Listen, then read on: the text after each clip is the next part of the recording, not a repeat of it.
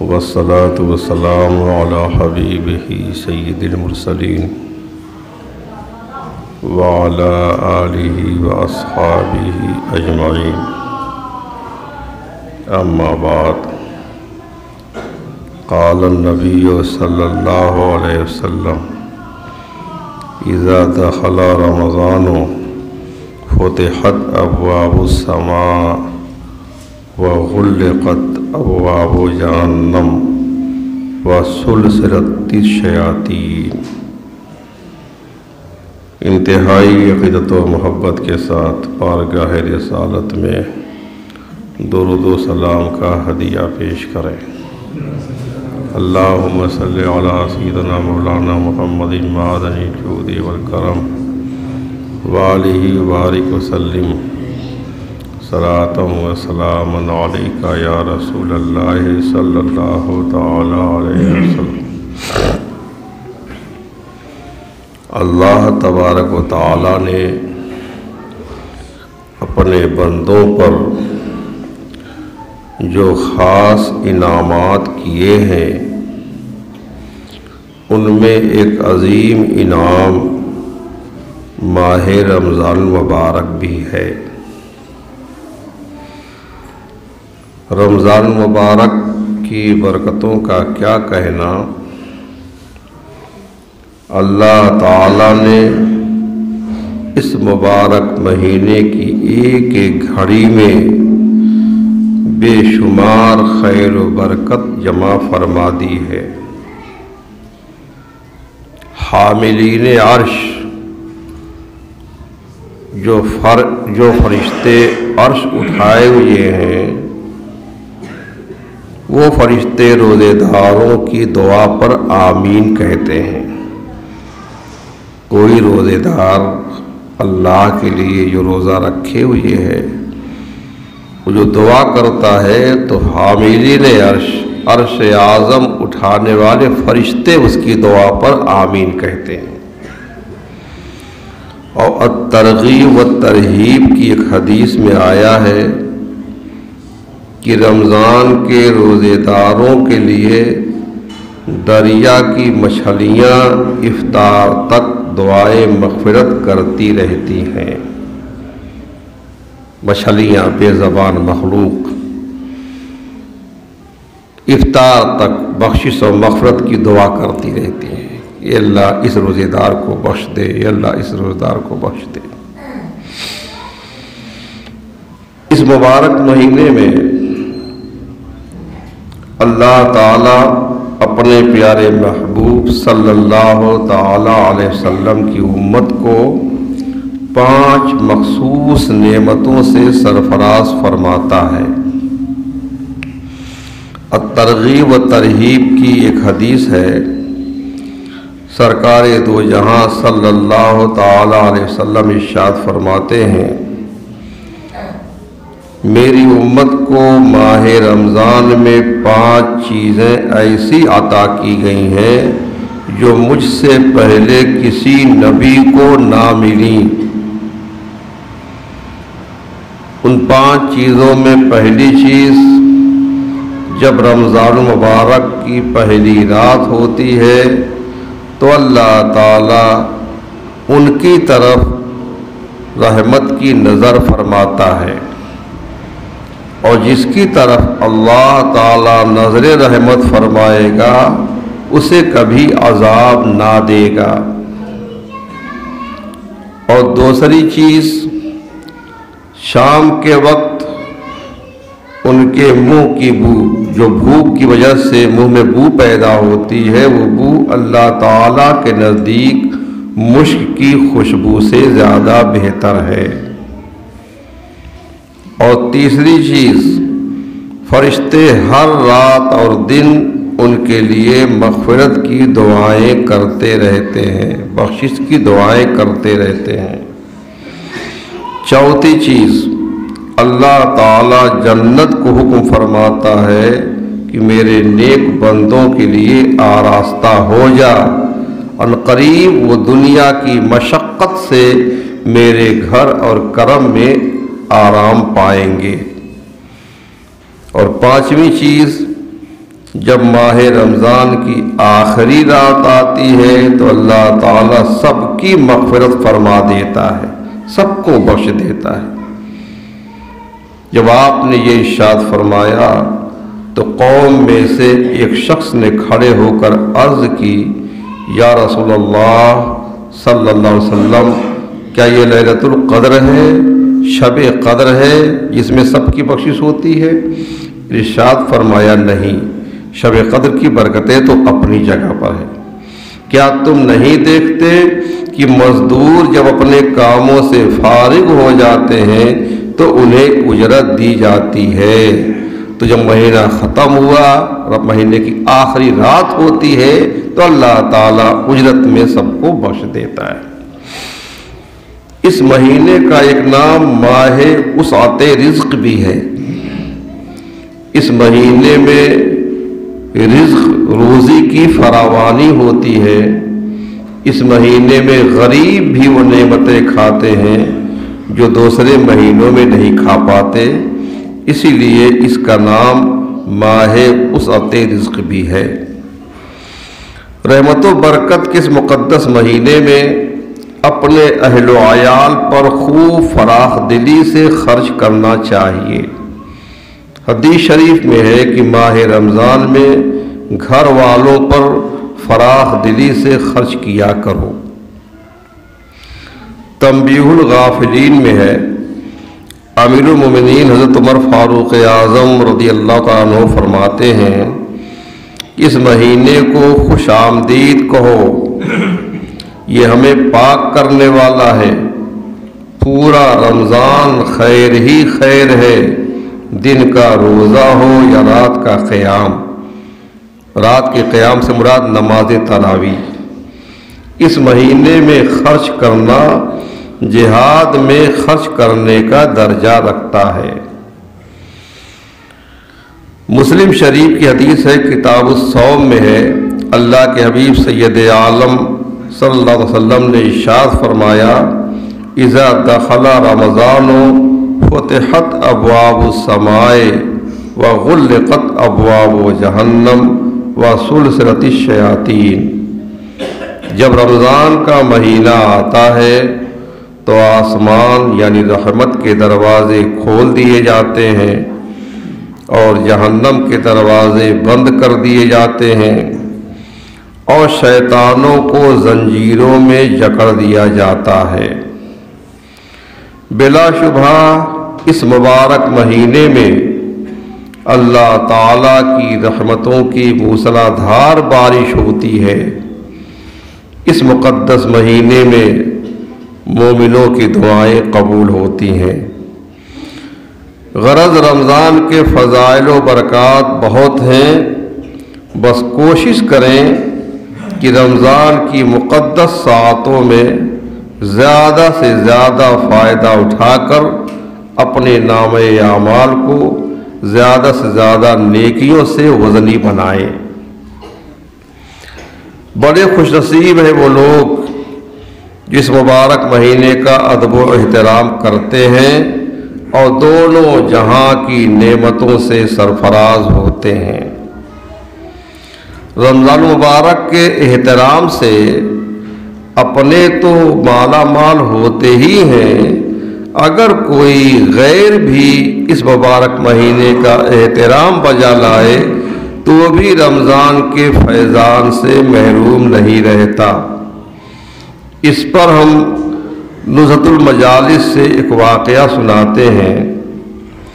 بخارا میں ایک مجوسی رہتا تھا، آتش پرست، آگ کی پوجا کرنے والا۔ ایک مرتبہ وہ رمضان میں اپنے بیٹے کے ساتھ مسلمانوں کے بازار سے گزر رہا تھا۔ وہ مجوسی اور اس کا بیٹا مسلمانوں کے بازار سے گزر رہے تھے۔ اس کے بیٹے نے کوئی چیز اعلانیہ طور پر کھانی شروع کر دی۔ مسلمانوں کا بازار تھا، لوگ روزے سے تھے، اس نے کوئی چیز کھانی شروع کر دی کھلے عام۔ مجوسی نے جب یہ دیکھا تو مارے غیرت کے اس نے اپنے بیٹے کو ایک تماچا رسید کر دیا اور ڈانٹتے ہوئے کہا کہ رمضان مبارک کے مہینے میں تمہیں مسلمانوں کے بازار میں کھاتے ہوئے شرم نہیں آئی؟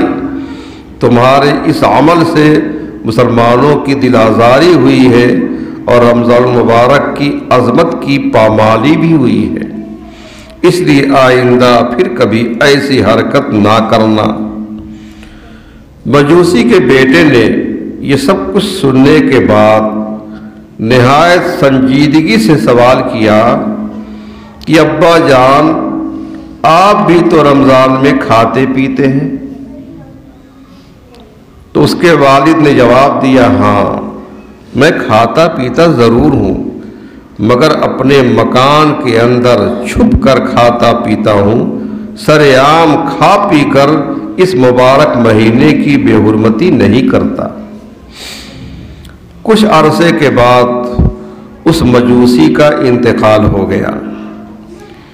کسی نے خواب میں اسے جنت میں ٹہلتے ہوئے دیکھا کہ جنت میں ٹہل رہا ہے۔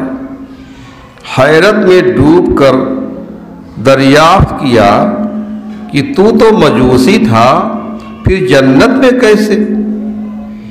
اس نے جواب دیا، ہاں واقعی میں مجوسی تھا، لیکن جب میری موت کا وقت قریب آیا تو اللہ تعالیٰ نے مجھ پر کرم فرمایا اور رمضان المبارک کے احترام کی برکت سے اللہ تعالیٰ نے مجھے ایمان کی دولت سے سرفراز فرما دیا اور ساتھ ہی جنت میں داخل فرما کر اپنی بے انتہا نعمتوں سے مالا مال فرمایا۔ مجوسی تھا، اس مہینے کا احترام کیا اس نے تو اللہ نے اس کو ایمان کی دولت نصیب فرمائی۔ اس واقعے سے معلوم ہوا کہ رمضان کے احترام سے اگر ایک مجوسی فیضیاب ہو گیا تو مسلمان اگر اس کا احترام کرے اور دل و جان سے اس کی تعظیم کرے تو پھر بھلا کیوں کر اس پر رحمت و انوار کی بارش نہ ہوگی۔ بھائیو، ہم اس پر توجہ دیں۔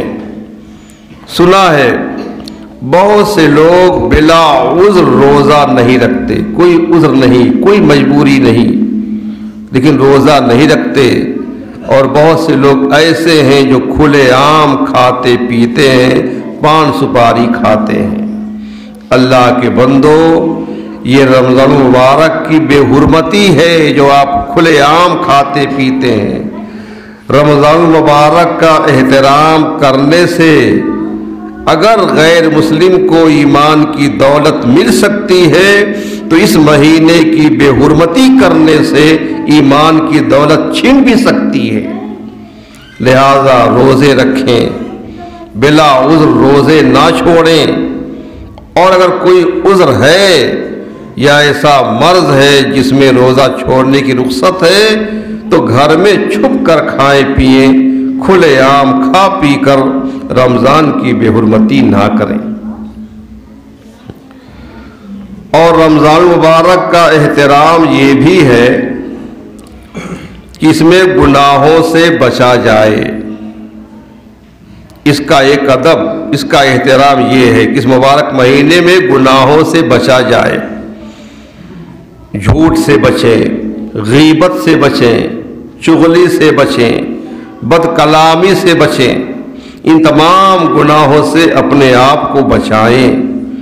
صرف کھانا پینا بند کر دینا یہ رمضان کا پورا احترام نہیں ہے۔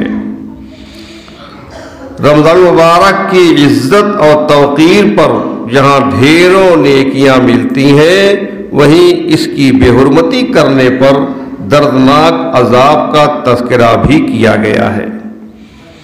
المعجم الاوسط کی ایک حدیث میں ہے کہ جس نے اس مبارک مہینے میں کوئی نشاور چیز پی یا کسی مومن پر بہتان باندھا، اس پر یا اس مہینے میں کوئی گناہ کیا تو اللہ رب العزت اس کے 1 سال کے اعمال برباد کر دے گا اس مہینے کی بے حرمتی کرنے سے۔ کسی مسلمان پر کسی نے تہمت لگا اس مہینے میں، کوئی نشہ والی چیز شراب وغیرہ پی لی یا کوئی بھی بڑا گناہ کیا، تو اللہ تعالیٰ اس کے 1 سال کے اعمال برباد فرما دے گا۔ پس تم ماہ رمضان میں کوتاہی کرنے سے ڈرو، کیونکہ یہ اللہ کا مہینہ ہے۔ اللہ تعالیٰ نے تمہارے لیے 11 مہینے کر دیے کہ ان میں نعمتوں سے لطف اندوز ہو اور لذت حاصل کرو، اور اپنے لیے 1 مہینہ خاص کر لیا ہے، بس تم ماہ رمضان کے معاملے میں اللہ سے ڈرو۔ امام طبرانی کی المعجم الصغیر میں ایک حدیث ہے، سرور کائنات سید عالم صلی اللہ علیہ وسلم نے ارشاد فرمایا، میری امت ذلیل و خوار نہ ہوگی جب تک وہ رمضان کا حق ادا کرتی رہے گی۔ جب تک رمضان کا حق ادا کرتی رہے گی ذلیل و خوار نہ ہوگی۔ اور معلوم ہوا کہ یہ امت جو ساری دنیا میں ذلیل و خوار ہو رہی ہے، اس کا ایک سبب یہ بھی ہے کہ یہ رمضان کا حق ادا نہیں کرتی۔ جب حضور نے فرمایا کہ میری امت ذلیل و خوار نہ ہوگی جب تک وہ رمضان کا حق ادا کرتی رہے گی، تو کسی نے سوال کیا، عرض کی گئی، یا رسول اللہ صلی اللہ علیہ وسلم، رمضان کے حق کو ضائع کرنے میں ان کا ذلیل و رسوا ہونا کیا ہے؟ تو فرمایا کہ اس مہینے میں ان کا حرام کاموں کو کرنا، یہ حرام کاموں کو کرنا یہ ان کی رسوائی کا باعث ہے، سبب ہے۔ پھر آپ نے ارشاد فرمایا صلی اللہ علیہ وسلم کہ جس نے اس مبارک مہینے میں زنا کیا یا شراب پی تو اگلے رمضان المبارک تک اللہ تعالیٰ اور جتنے فرشتے ہیں سب اس پر لعنت کرتے ہیں۔ سال بھر تک فرشتے اور اللہ تعالیٰ اس پر لعنت کرتے ہیں۔ پس اگر یہ شخص اگلے رمضان کو پانے سے پہلے مر گیا تو اس کے پاس کوئی ایسی نیکی نہ ہوگی جو اسے جہنم کی آگ سے بچا سکے۔ پس تم ماہ رمضان کے معاملے میں اللہ سے ڈرو، کیونکہ جس طرح اس مہینے میں اور مہینوں کے مقابلے میں نیکیاں بڑھا دی جاتی ہیں، اسی طرح گناہوں کا بھی معاملہ ہے۔ انیس الواعظین میں ہے، ایک بار امیر المومنین مولائے کائنات حضرت علی رضی اللہ تعالیٰ عنہ قبروں کی زیارت کے لیے کوفہ کے قبرستان میں تشریف لے گئے۔ قبرستان میں آپ گئے، وہاں ایک تازہ قبر پر نظر پڑی، آپ کو اس کے حالات معلوم کرنے کی خواہش ہوئی کہ کاش مجھے اس قبر کے حالات معلوم ہوں کہ اس قبر کے مردے پر کیا گزر رہی ہے۔ بارگاہ خداوندی میں عرض کی، دعا مانگی، یا اللہ اس میت کے حالات مجھ پر منکشف فرما دے، اس کے حالات مجھ پر ظاہر فرما دے۔ اللہ کی بارگاہ میں آپ کی التجا فوراً قبول ہوئی، اور دیکھتے ہی دیکھتے آپ کے اور اس مردے کے درمیان کے جتنے پردے حائل تھے سب اٹھا دیے گئے۔ اب ایک قبر کا بھیانک منظر آپ کے سامنے تھا۔ کیا دیکھتے ہیں کہ مردہ آگ کی لپیٹ میں ہے۔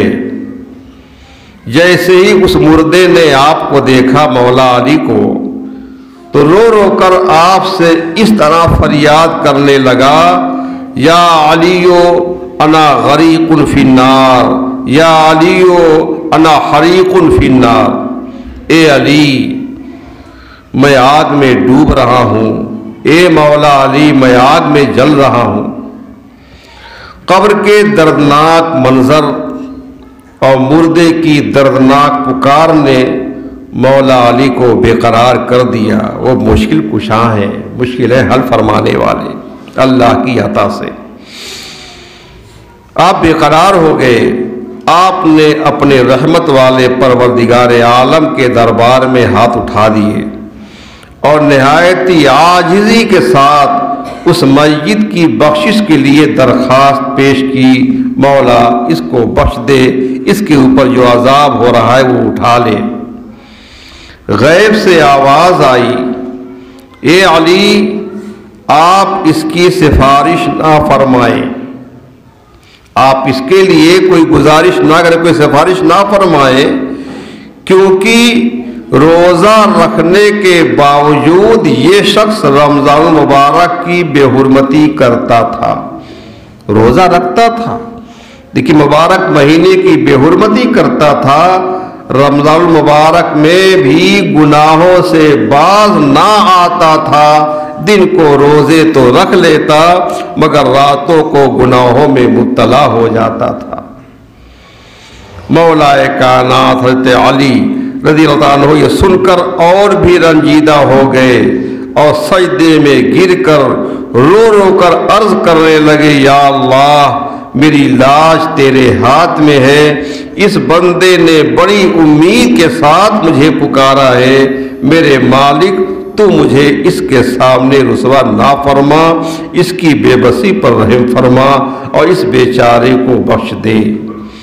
مولا علی رو رو کر مناجات کر رہے تھے کہ اللہ کی رحمت کا دریا جوش میں آیا اور ندا آئی، اے علی ہم نے تمہاری شکستہ دلی کے سبب اسے بخش دیا۔ چنانچہ اس مردے پر سے عذاب اٹھا لیا گیا۔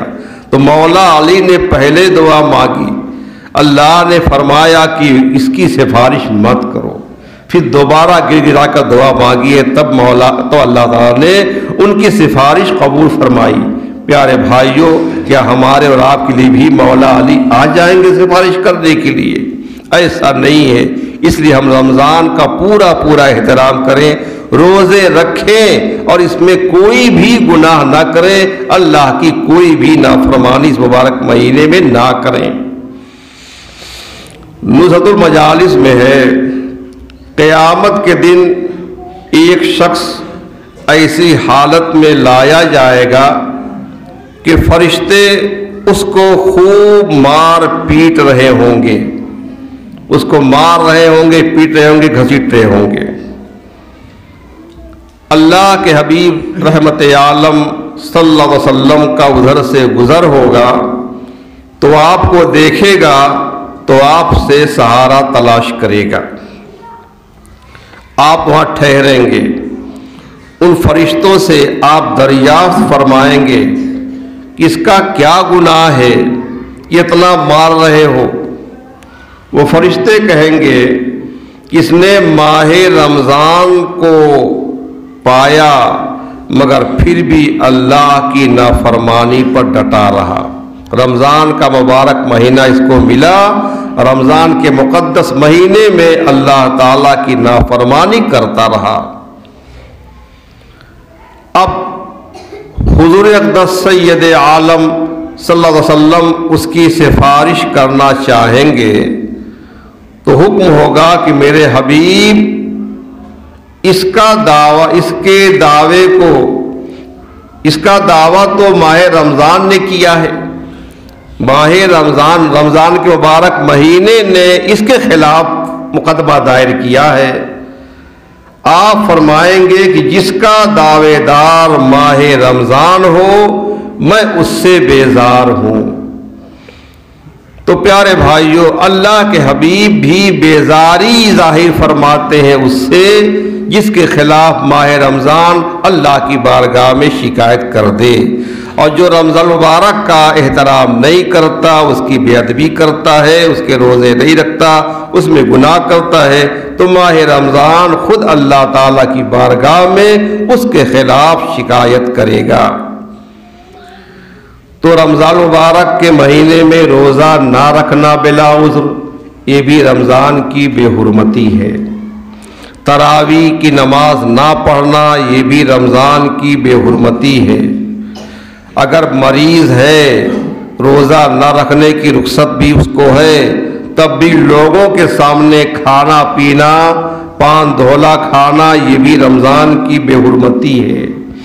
رمضان میں کسی طرح کا کوئی بھی گناہ کرنا، یہ بھی رمضان شریف کی بے حرمتی ہے۔ تو جتنے کام بھی رمضان کی بے حرمتی کے ہیں، ہر اس کام سے بچیں اور مکمل طور سے ہم رمضان کا احترام کریں۔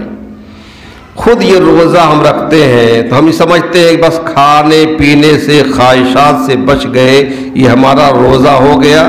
بے شک یہ روزہ ہے، شرعی روزہ یہی ہے کہ ہم صبح صادق سے لے کے غروب تک کھانے سے، پینے سے اور خواہشات سے بچے رہ جائیں۔ لیکن ان میں جو خواص ہے ان کا روزہ صرف پیٹ کا روزہ نہیں ہے، صرف منہ کا روزہ نہیں ہے، ان کا روزہ زبان کا بھی روزہ ہے، آنکھ کا بھی روزہ ہے، کان کا بھی روزہ ہے، بدن کے ایک ایک عضو کا روزہ ہے۔